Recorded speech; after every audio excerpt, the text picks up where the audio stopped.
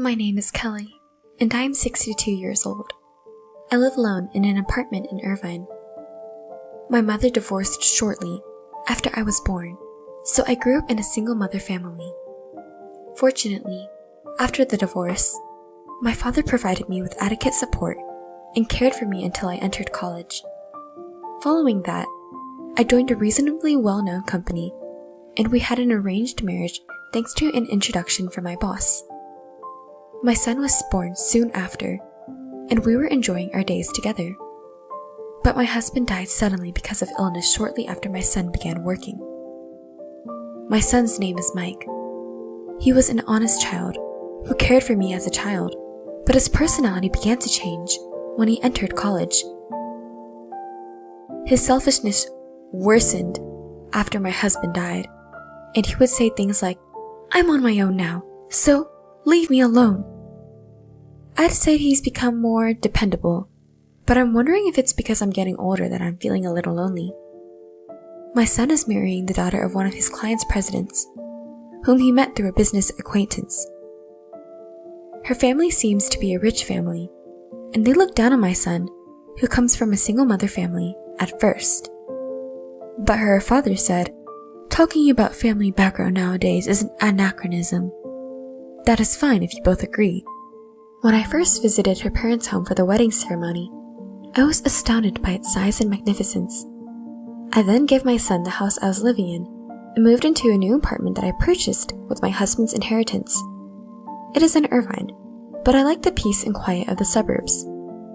My son's wife had the temperament of a wealthy daughter from an old rich family. She seemed to look down on me, a divorced woman living in a small urban apartment. She seemed to think I was a poor person on a pension. "I don't mean to be rude to you, but may I ask you a question?" "Yes, what is it?" "I'm afraid you have financial problems." "Thank you for your concern, but I've been able to make a decent living." "My family is well known, and my father is the president of a well-known furniture manufacturer. He's the CEO. Do you get what I'm saying?" She boasted about her family as if it was normal to do so. "So, do you believe you'll be able to obtain financial assistance?" "What do you mean?" "Let me tell you frankly, I don't want our money going toward your living expenses." She believes I am a poor woman who will be a burden on her family. "Oh, I never thought about it." "Perhaps not now, but you will, won't you?" I was wondering what kind of education she got. "Oh, well, thank you very much for your generosity, but you don't have to worry about that." "Keep that in mind." She then walked away from me.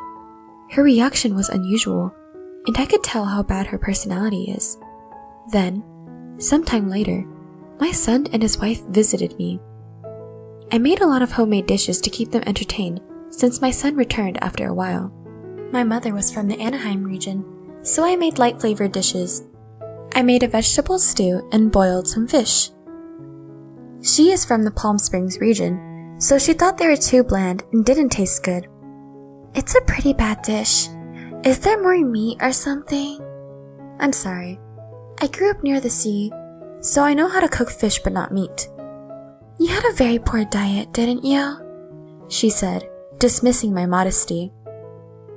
But I wasn't impoverished. I barely got back at her. "I'm not sure how you define poor, but we weren't poor." My son, who was standing nearby, unusually took my side. "But it looks poor because there are only vegetables and fish. This vegetable soup was made from instant tofu and dried seaweed." Her arrogance was unending. "I don't make ready-made meals.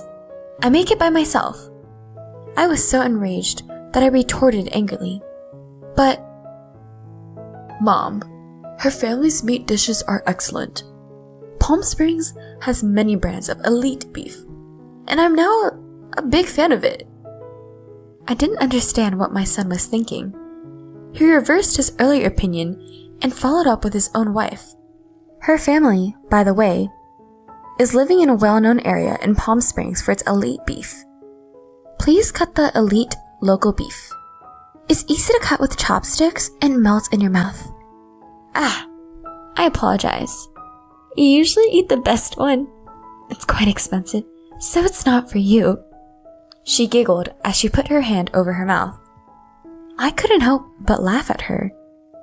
One day, when I had almost forgotten about such things, I was invited to Anna's parents' home.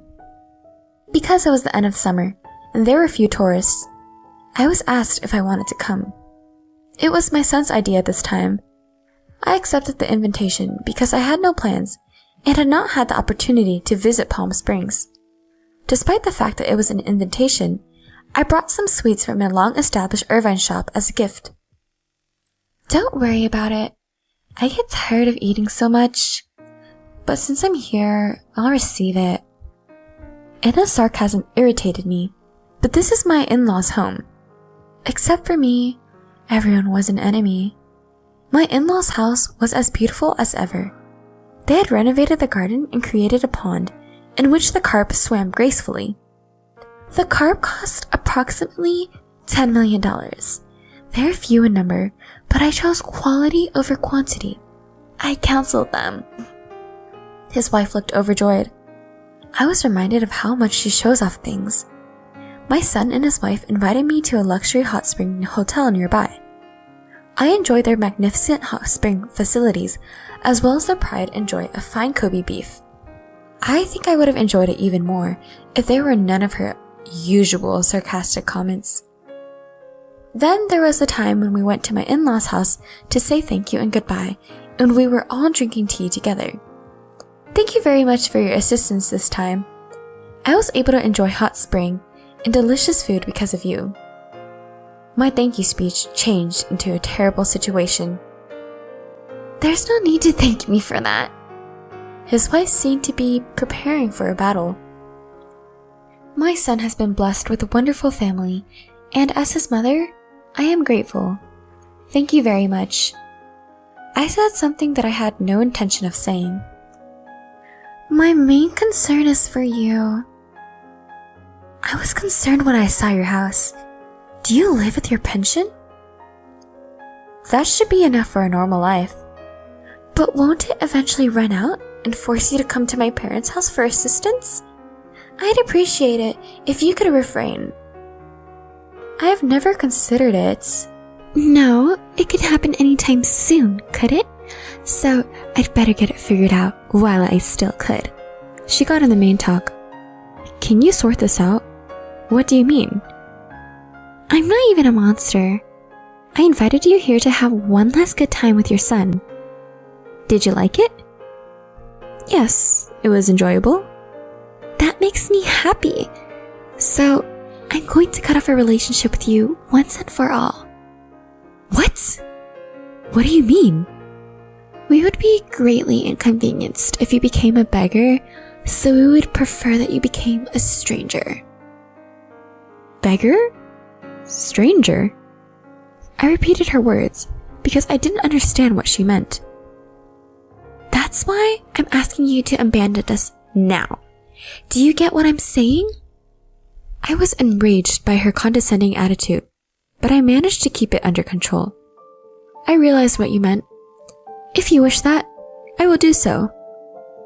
She was relieved by my understanding response.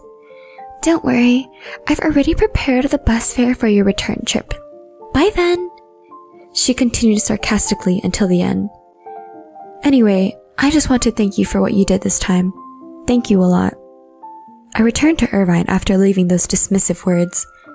I was furious at what my son and his wife had done to me, but I didn't take any action. Then, in an attempt to de-stress, I traveled to Beverly Hills, a city I adore. I've stopped sending money to my son for good since then. I had been giving him some of the dividends from my father's stock as pocket money, but I had no choice but to stop when he told me he was going to distance himself from me. My son begged me to keep giving him money, but I refused, saying that I would no longer support him because we broke off our relationship. Apparently, he doesn't inform his wife that I have sent him money.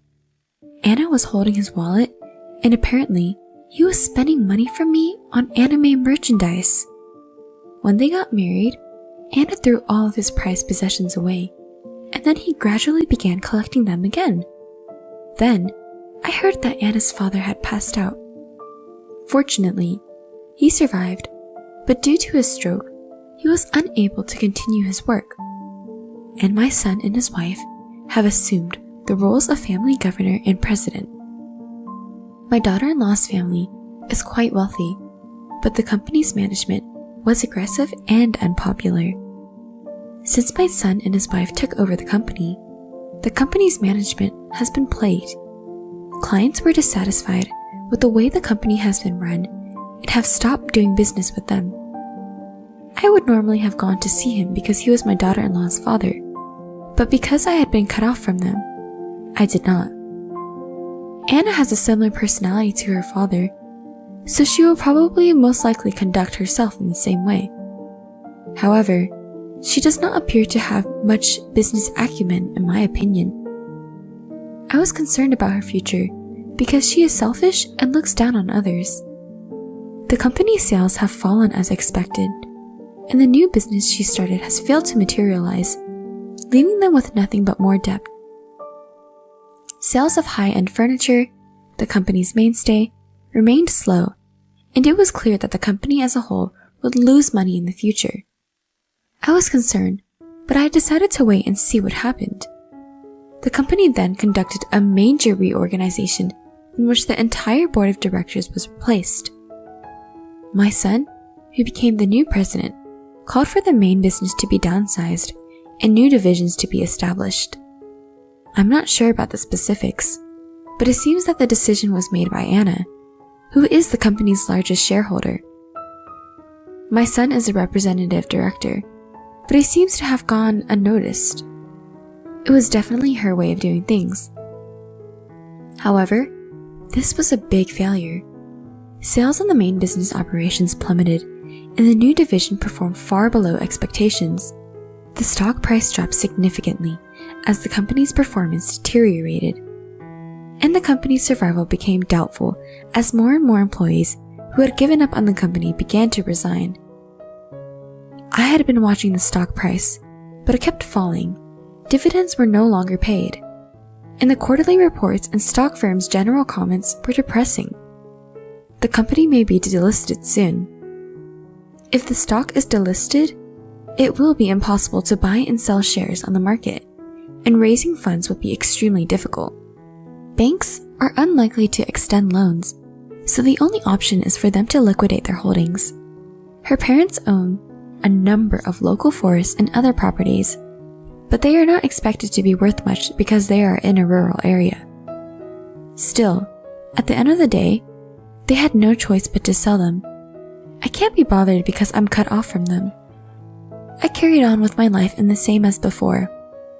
My son and his wife then contacted me several times for some reason, but I ignored them because I didn't need them. Then there was the time I was on my annual sightseeing tour of Beverly Hills, admiring the autumn leaves. The mushrooms this year were smaller, possibly due to the weather, but the flavor was richer and the taste was excellent. It soothed my heart when combined with the colorful scenery of the autumn leaves outside.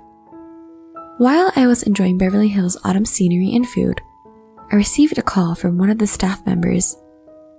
"There's a visitor here to see you." Huh? I don't have an appointment, and only a few people know I'm in Beverly Hills. What is the visitor's name? Yes, Smith. Her name is Anna Smith.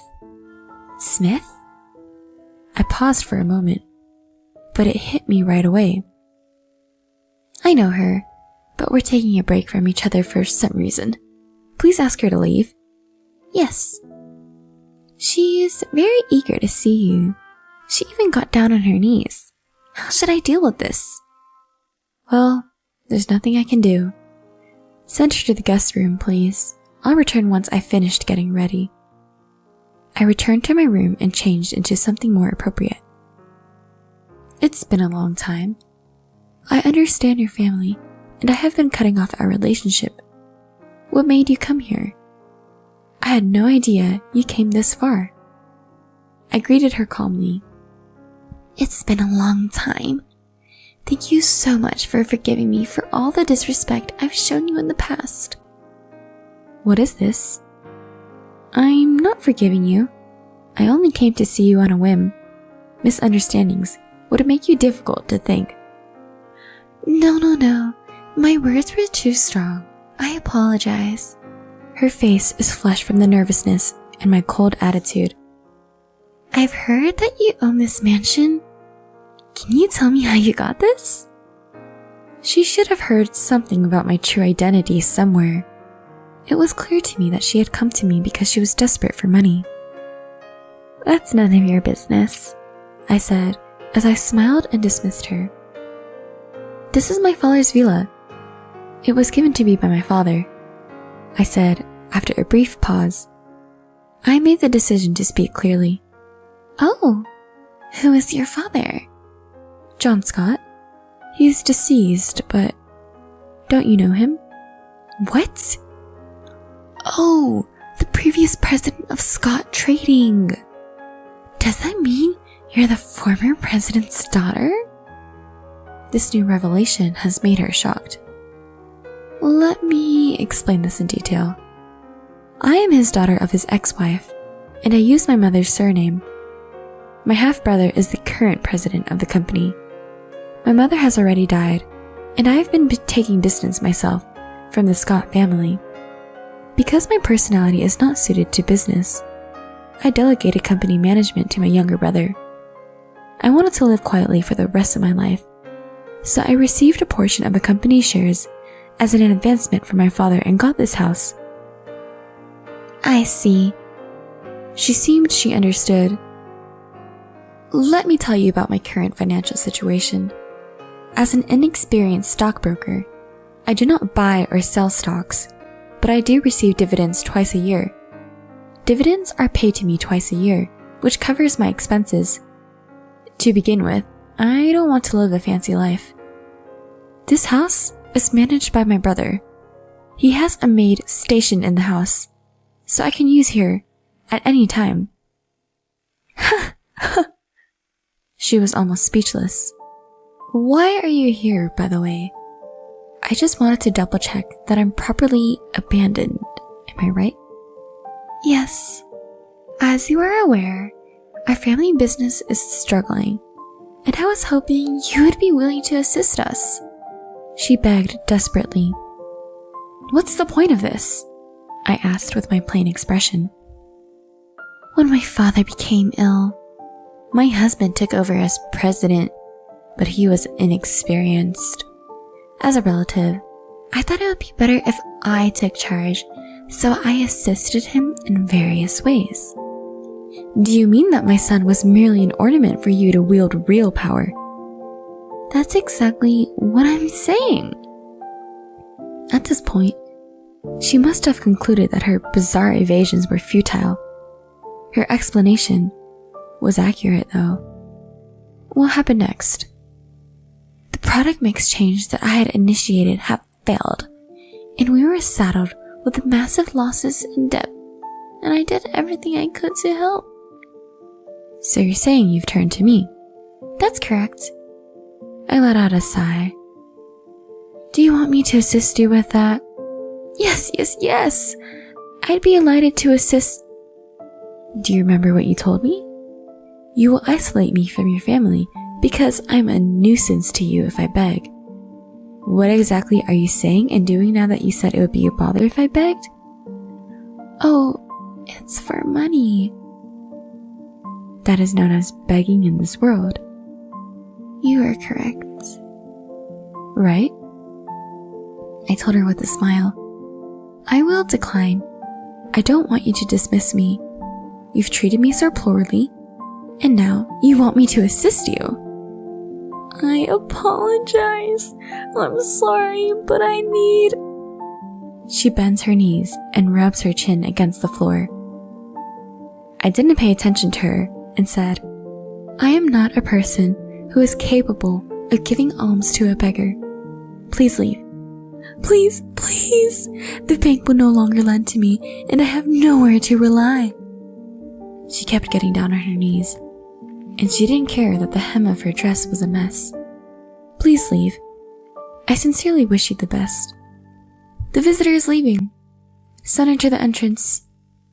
And for the last time, sprinkle some salt on them, I told her and my maid. The 4 maids dragged her out of the room, standing her up and holding her from both sides as she remained on her knees and refused to move. I went back to my room, returned my gaze to the blazing autumn leaves, and softly murmured, I just want to live in peace. Later, I knew that her company had gone bankrupt. She gave up her land and house to settle down, and with the little money she had left, she rented a small, rented house. And they spent days working part-time. I'm still living in an apartment in Irvine. When my son married and moved out, he bought a cat for me because he knew I'd be lonely. He is Dime, a Maine Coon. He is a long-haired cat, so he is difficult to care for, but he enjoys being brushed and is always quiet. Seeing his comfortable face makes me happy as well. I'd like to go to Beverly Hills. Why don't we go in the winter like we always go in the fall? It's too hot for you in the summer. He began biting my hand sweetly while I was petting him. Hey! He licks the spot on my hand, where he bit me as if he apologized. You're so cute. Time had already won my heart. Then I returned to Beverly Hills. Outside, it was snowing. Dime is in my arms, staring out the window with me. You were only the size of my palm when you first arrived at my house, but you've grown so much. I thought he was quiet, but Dime fallen asleep before I noticed. It's true what they say about a sleeping child growing up, but if you grow any larger, I won't be able to hold you. I looked out once more, brushing the tip of Dime's nose as he slept. It had been a quiet, snowy night. I was nodding off as well. I was wondering if there would be a lovely snowy landscape tomorrow morning. I went to bed thinking about this. Dime is also sleeping next to me. As I closed my eyes, I told myself that I was going to have a good dream. I closed my eyes and thought. Having a big belly cuts your attractiveness in half. Don't complain if I have an affair. It's your fault, after all. While looking at my pregnant belly, my husband, half smiling, threw these shocking words at me. As I looked down, he continued his harsh words. In your case, it's not just halved, it's 0. Once you hit your late 30s, it's already halved. Pregnancy makes a woman's worth 0. I couldn't understand what was so funny to him as he laughed alone. I felt so pathetic for not seeing his true nature earlier, and tears came to my eyes. I will never forget the despair I felt at that moment. Since you quit your job and have nothing to do, make sure you take care of the house and support me, especially since you lack charm now. Otherwise, let's divorce. Divorcee. Divorce. At that moment, I started to think that it might be an option for me. Then, as I approached my due date with a large belly, my husband didn't hesitate to demand a divorce. But for me, it was the perfect timing to agree to it. After that, I gave birth at my parents' house, and 2 years had passed when my husband appeared in a frenzy. I am Jessica, 36 years old. In my 3rd year of marriage, I was experiencing my first pregnancy. As my belly grew, so did my affection. It's something I wouldn't have understood if I hadn't become pregnant. My husband Chris is a successful salesman, 2 years older than me, working for a major corporation. He often comes home late due to overtime, and since we were dating, I've always been concerned about his health. I've left some homemade dishes in the fridge for you to eat. You'll lack vegetables if you only eat out. Thanks. I'll eat them with the lunchbox. It's really helpful that you're good at cooking. Several times a week, I used to visit Chris's apartment when he was working overtime. Even when we couldn't meet, I was happy to connect with him over the phone later. I want you, Jessica, to always be by my side to support me. I believe that his proposal was a sincere expression of his feelings. He didn't say it to protect you or to make you happy, but to support me. In fact, Chris was hopelessly bad at household chores. He would send all iron-needing laundry to the cleaners, eat meals from stores or dine out, and hire a cleaning service twice a month. I was irresistibly drawn to the gap between Chris's public persona and his private self, and wanted to support him. My perfectionist nature probably made me an excellent supporter. We met in a beginner's asset management course. My hobby is learning about how money works. It started when I was a student and had a term deposit that matured. At the bank, they suggested I try foreign currency deposit. And when it unexpectedly turned a profit, I found it fascinating. From there, I became interested in the mechanisms and methods of asset management. And learning about business and self-improvement related to money became my hobby. Jessica, you study about money, but you're not really interested in it, are you? What? True. I might not have realized. It's fun to feel like I understand the world. You really are an odd one. Everyone else thought it was strange too. The course where I met Chris was small, so I became friends with all the participants. I still keep in touch with some of them. At the time, Chris's reason for participating was to make money more easily than now. He was well paid but always complained about being tired from overtime, which I understood.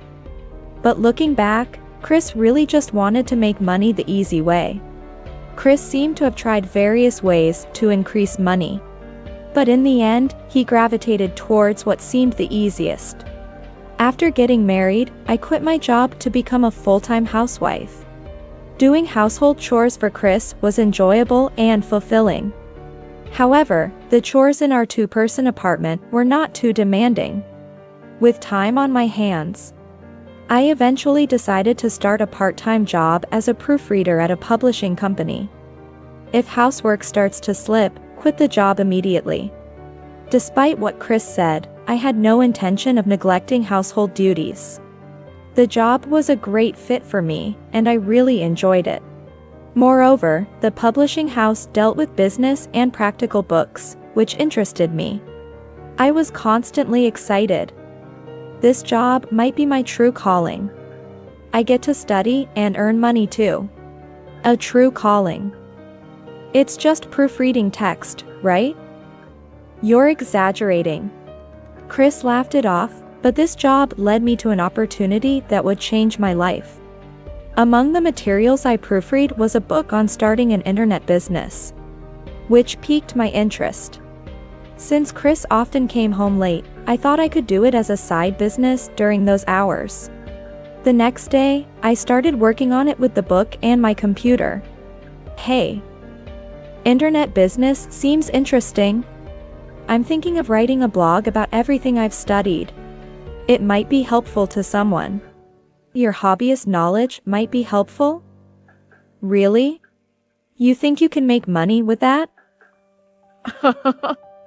Chris laughed it off, but I was engrossed in my new hobby, working on it with great enthusiasm. My perfectionist nature was fully at play here too. The first time I saw a meaningful income was 6 months after I started. I was thrilled and reported it to Chris. Huh? Just $20? What's there to be happy about? That's not even enough for pocket money. I was disappointed by his reaction. But at the same time, surpassing my husband's salary became my goal. And I became even more motivated. A while after starting my internet business, I had a reunion and a drink with the friends I met in the course. When I talked about what I was doing, some were interested. And others were already doing it, leading to an engaging conversation. Perhaps feeling left out, Chris suddenly started complaining about me. What she's doing is just a game. She's not interested in money, that's why she only made $20 in half a year. I was annoyed by his demeaning tone. After getting married, she stopped being a woman. She doesn't wear makeup at home, wears sweatpants, and ties her hair like an old lady. Sitting in front of the computer, she just looks like a nerd. Chris, stop it. Are you drunk? I thought I was marrying a good housekeeper. But then I realized any wife would do housework. Living off my money and turning into an old lady? I feel deceived. He spoke in a joking manner, but I was deeply hurt. It seemed like all my efforts for Chris were meaningless. Hey, Chris, are you drunk? Jessica is still beautiful. Everyone, Chris is getting a bit too drunk. Maybe it's time to wrap up? Mr. Hansen, the organizer, said this, noticing my teary eyes. I was so emotional that I couldn't sleep that night. From the next day, I started to dress up more even at home. But in hindsight, that might not have been a good thing. After marriage, Chris demanded more care from me and occasionally made sarcastic remarks or spoke harshly. I once tried to resist, saying, "Take care of yourself. It's your fault that I turned out like this, you know? Take responsibility and look after me to the end. After all, that's pretty much the only thing you're good for." I think I was also wrong to have indulged Chris's selfishness. But the relationship I'm in now, constantly wondering, why did I marry this man, is really painful. I found out I was pregnant in the 3rd year of our marriage. We were growing apart, but our marriage wasn't completely void of intimacy. It had been a while since I had eagerly awaited Chris' return. When I told him about the pregnancy with a smile, he clearly showed his displeasure. Huh? Who said you could get pregnant? The look on his face, furrowed brow, was unmistakably one of discomfort. You married me to take care of me, right? Who's going to take care of me when the child is born? I had hoped that having a child might help us rebuild a happy family, even with our differences.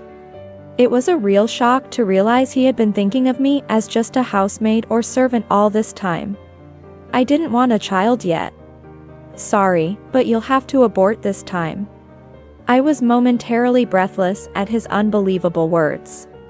I had always had irregular periods and knew I had a less fertile constitution. There was no guarantee I could get pregnant again. Please. Let me have this child. I won't trouble you, Chris. I pleaded desperately. This might be my only chance to get pregnant. My heart was racing, making it hard to breathe. It's a nuisance that you're pregnant. Here's the deal. If you use pregnancy as an excuse to slack off at home, then you'll either have an abortion or we'll divorce. After the birth, you're taking 100% care of the kid. It's your choice to have it, after all. Despite his harsh words, I was relieved to have his permission. But could I really take care of a baby and support Chris at the same time? I was full of anxiety, yet I couldn't let go of the hope that seeing our child might change him. With the pregnancy, I quit my part-time job and put more effort into my internet business. I had been running it for over 2 years and had a stable income from the first blog I started. I had recently come close to reaching my goal of earning as much as my husband's salary. Since that drinking party, Chris had been averse to hearing about my work. Don't ever talk about that in front of me again. It irritates me. Perhaps he despised people who could make easy money, even though he wished for it. In the end, I never had the chance to discuss my current situation with him. Nor did he show any interest in hearing about it. Keeping it to myself led to a good outcome later, but at that time, I was frustrated not being able to share my joy. By the 5th month of pregnancy, my belly had visibly grown. One weekend morning, while drinking coffee, Chris looked at my belly and said something shocking with a half smile. A growing belly halves your attractiveness. Don't complain if I have an affair. It's your fault for getting pregnant. Hearing my beloved husband declare infidelity because of my pregnancy hurt me deeply. Chris continued to twist the knife. In your case, it's not just halved, it's zero. Your value as a woman halved the moment you hit your late 30s. Pregnancy makes it zero. I couldn't understand what was so funny to him. That he couldn't rejoice in the new life inside me and instead ridiculed my changing body. My despair deepened, still holding out hope for him. Since you quit your job and have nothing to do, make sure you take care of the house and support me, especially since you lack charm now. Otherwise, let's divorce. Divorcee. This must be Chris's true nature. I felt so pathetic for not realizing it before we got married. Divorce. It was at that moment I started to consider divorce as a real possibility. Having quit my part-time job to focus on my work, I now easily earn more than Chris's salary. I could live comfortably even if we divorced. After his laughter, as Chris was getting ready to go out, I asked him where he was going. I don't need to tell you, do I? Maybe I'm going to see my mistress. Chris left the house laughing cheerfully. It's not a maybe, he was definitely going to meet his mistress. I had known about it for a while, thanks to a friend. You were at the theme park the other day, right? I wanted to say hi, but it was so crowded. I only saw Chris' face, but the woman with him was wearing a white dress, right? You two still seem so close after marriage, I'm envious. Remembering that conversation still pains me. Despite resenting Chris for causing me so much suffering, my heart still aches because I still have feelings for him. But it's time to put an end to these feelings. I decided to hire a private investigator. Depending on the results, I was ready to cut off my feelings for Chris. Then, as I approached my due date, Chris, without hesitation, demanded a divorce. Just as I was about to give birth. If this were the old me, I would have probably broken down in tears, fearing the future. But now, things are different. I secretly smiled, knowing it was the perfect timing for me to divorce me. My girlfriend is pregnant. I want to remarry her and be a father to the child in her belly. You should remarry the father of your child too. Huh? What are you talking about? That's Mr. Hansen's child, right? No wonder you were defending him at the party. I have proof. Chris took out a voice recorder. When he pressed play, a phone conversation between me and Mr. Hansen played. He must have hidden it in the living room. Mr. Hansen? Yes, that's right. I'm not sure what will happen after the birth. Yes, I'd like to meet. Could you keep it a secret from Chris for now? What's this secret meeting with Mr. Hansen about? I never heard about you meeting him personally. I sighed. He called to see if I wanted to work. But I can't say what will happen after the birth, so I've put it on hold. You can say anything, but I can't trust you anymore. Chris, since we're both at fault, we can agree not to demand compensation, right? To think he'd concoct such a lie just to save on compensation. I almost let out a smile, as I was thinking along the same lines. Okay. I agree to the divorce. But I will demand compensation from you. If you want to demand compensation from me, let's settle it in court. I threw the envelope I received from the private investigator onto the table. Photos spilled out. There were many of him kissing a woman, hugging in front of her apartment. Your affair started 2 years ago. Mia is 25 and the daughter of a company president, isn't she? You wouldn't want to let her go. I smiled sarcastically. I'll submit this as evidence, so you just submit that audio from earlier. We'll also do a DNA test, just to be clear. Chris, perhaps out of anger, was trembling with his face flushed red. He probably never thought I was investigating. Fine. I'll pay the compensation. Mia is young and beautiful, and on top of that, she's rich, unlike you. After remarrying. I can work at her father's company and won't need to be a corporate slave anymore. So this is what Chris really thinks. Catching a young, wealthy heiress to make an easy fortune. I'm sick of a woman like you. I want to raise the child with Mia. When I was pregnant, he said he wasn't ready for children yet. Is this the irony of fate? Even though I thought I was over it, my heart constricted in that moment. I'll claim compensation, but if you promise never to call yourself a father to this child, I won't ask for child support. Really? Then let's do that. That child isn't mine. And make sure you never show up in front of me again. Even though it's what I wanted, hearing those words from Chris cut deeper than I imagined. Never involve yourself with us again. And about the division of property. No division of property. We're divorcing on mutual agreement, right? I was relieved he said it before I had to. All right. I'll prepare the divorce agreement. It's for the best for both of us, isn't it? Yes. No, let's make it an official document. I don't want any complications about money later on. Chris must know deep down that the child in my belly is his. Later, we officially settled the divorce, covering compensation, child support, and property division. Chris tried to skimp on compensation, just like I didn't want to give any of my money to Chris, who belittled my work. I moved back to my parents' house and safely gave birth to a girl. With my parents' help, I was able to continue working while raising my child. This was only possible because of my internet business. Nearly 2 years after giving birth, I received several calls from an unknown number. Wondering who it could be, I answered the phone. Jessica. What's this about? Explain. His shout was so loud that I instinctively moved the receiver away. Ah. He found out, I thought, sighing with irritation and annoyance. It was Chris.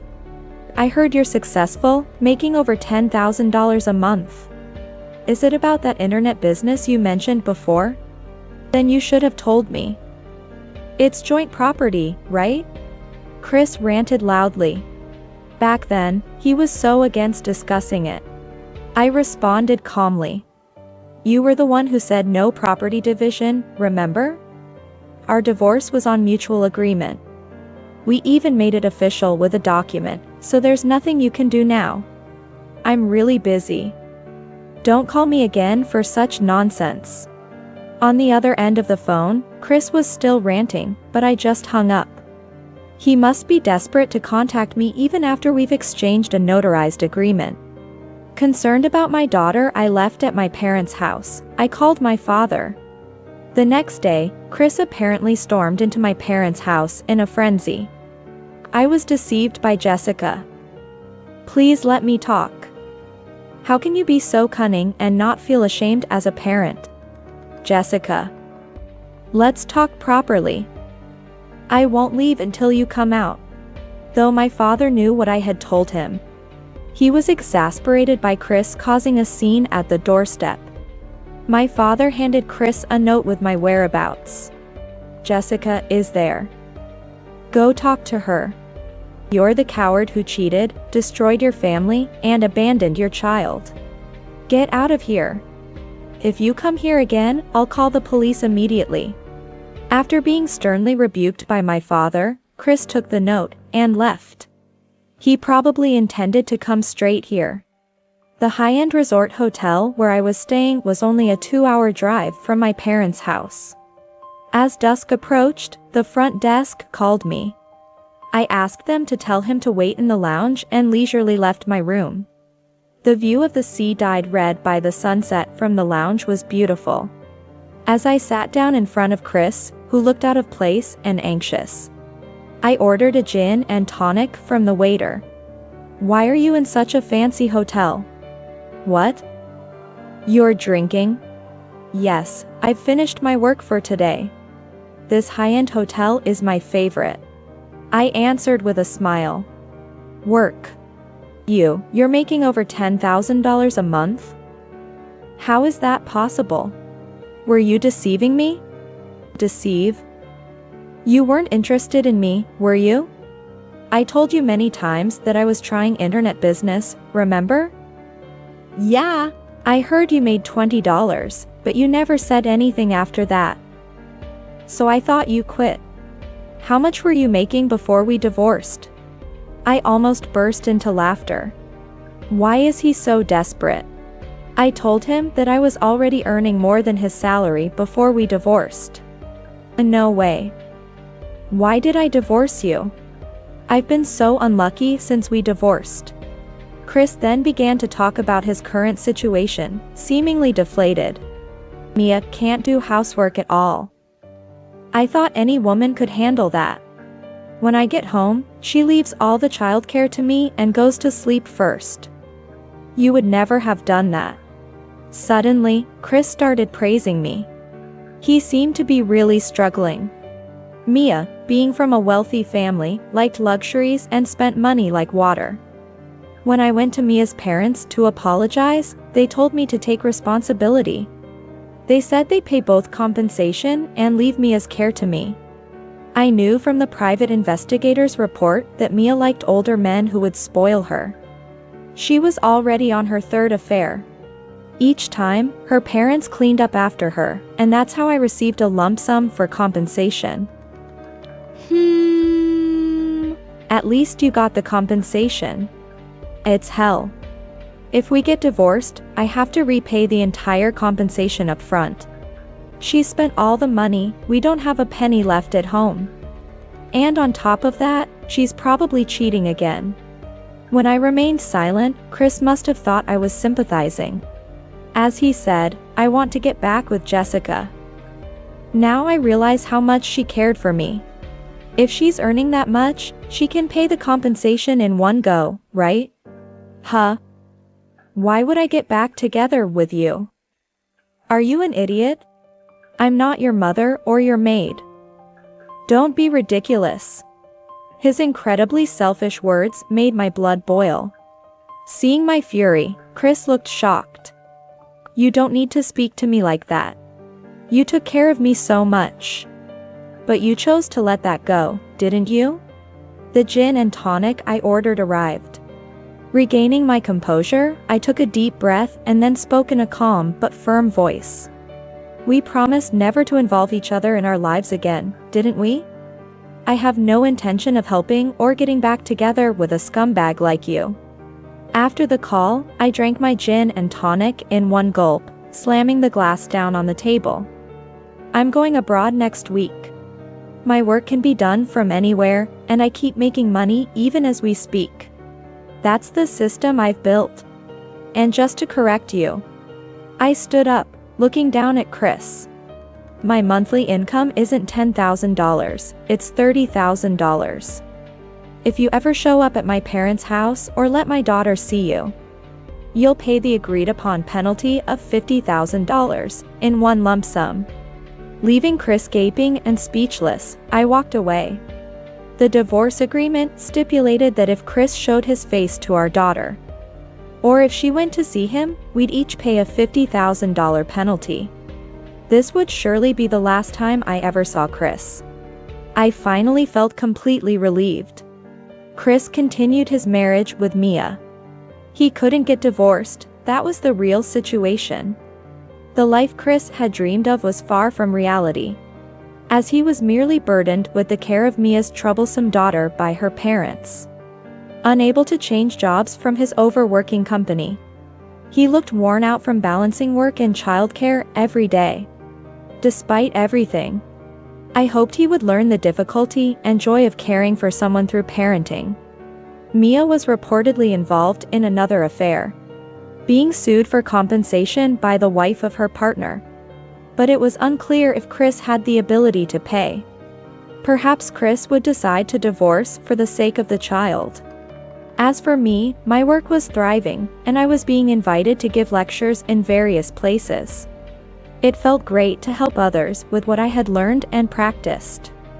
It all started when Mr. Hansen invited me to speak about my approach to work at a study session he was organizing. It was the same discussion we had during the bugged phone call. I still maintained a good business relationship with him.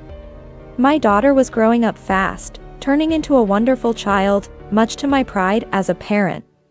Despite the hardships, I learned a lot from my marriage with Chris. If I wanted my daughter to grow well, I knew not to be overly protective. I planned to continue watching her grow, respecting her independence.